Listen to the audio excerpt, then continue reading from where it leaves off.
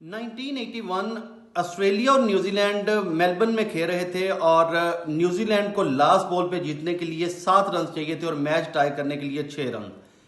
Australian team के उस time के कैप्टन ग्रेग चैपल ने जो छोटे भाई उस टाइम बॉलिंग कर रहे थे ट्रेवर चैपल को जाके मशवरा दिया कि तुम अंडर आर्म बॉल कर दो, जिससे न्यूजीलैंड के बैट्समैन के पास बाउंड्री मारने का चांस ही खत्म हो जाएगा।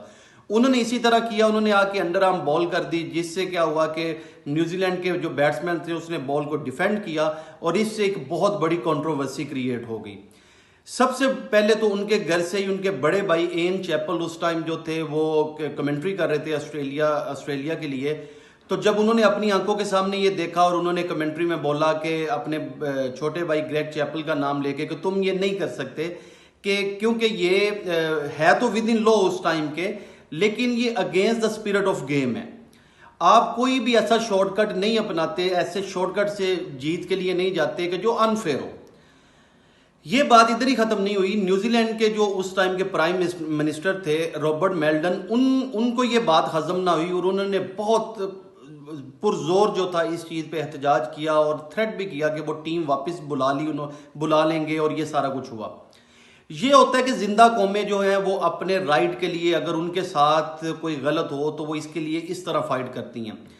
कल पाकिस्तान और अफगानिस्तान का जो मैच था, अफगानिस्तान ने बहुत ज़बरदस्त परफॉर्मेंस दी बैटिंग में, बॉलिंग में। टोटली पाकिस्तान टीम को जो है वो एक यक तरफा मुकाबले में हरा दिया।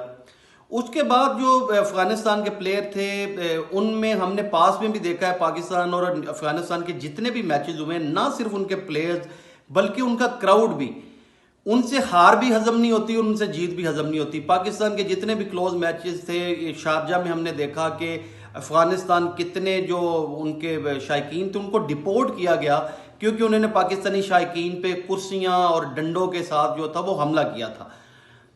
अफगानिस्तान प्लेयर्स ने भी कुछ कल ऐसा किया। सेलिब्रेशन तो ठीक है, आप सेलिब्रेशन करते हैं, लेकिन पोस्ट मैच जब सेरेमनी में इब्राहिम जरदान जो मैन ऑफ द मैच थे कल के, वो आए तो उन्होंने एंड पे एक ऐसी स्टेटमेंट दी। उन्होंने कहा जी मैं ये जो मैन ऑफ द मैच का अवार्ड है ये अपने उन अफगानी भाइयों बहन भाइयों के नाम करता हूं जिनको पाकिस्तान से जबरदस्ती निकाला जा रहा है।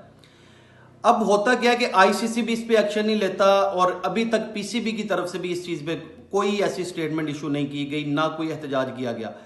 आप ग्राउंड के अंदर जो भी पॉलिटिक्स के मामला हैं आप वो ग्राउंड के बाहर करते हैं। पाकिस्तानी प्लेयर्स ने फिलिस्तीन के हक में आवाज उठाई, जिसको इंडिया मीडिया ने बड़ा कंट्रोवर्सी इस पे खड़ी की कि ये प्लेयर्स इधर क्रिकेट खेलने आए, ये फिलिस्तीन की, क्योंकि इंडिया जो है वो प्रो इसराइल कैंपेन चलाता है, तो उन्होंने इस चीज का बड़ा माइंड किया। लेकिन पाकिस्तानी प्लेयर्स ने आउट ऑफ द फील्ड जाके ये जो भी ट्वीट की वो उनकी सोशल मीडिया जो भी एक्टिविटी है वो इस जुमरे में नहीं आती।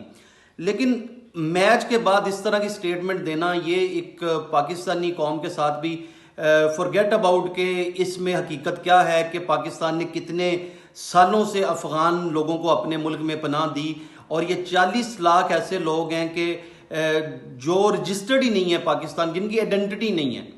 तो इंडिया, क्योंकि हमने बाद में देखा जिस तरह इरफान पठान ने भी सेलिब्रेट किया, तो किसी की जीत पे या किसी की हार पे किसी दूसरे मुल्क के साथ मिलके ये मैसेज देना कि हम आपकी हार पे बहुत खुश हैं, तो ये बहुत बच्चों वाला जो रवैया जो था वो एज ए इंडियन भी हमें देखने को मिला।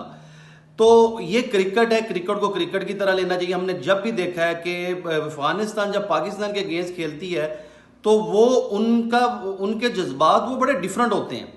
और पाकिस्तानी प्लेयर्स से मैंने पर्सनल भी कुछ प्लेयर्स से सुना है कि इनके अफगानिस्तान के जो प्लेयर्स हैं ड्यूरिंग मैच भी जो है वो प्लेयर्स को भी गालियां देते हैं और ये सारा कुछ।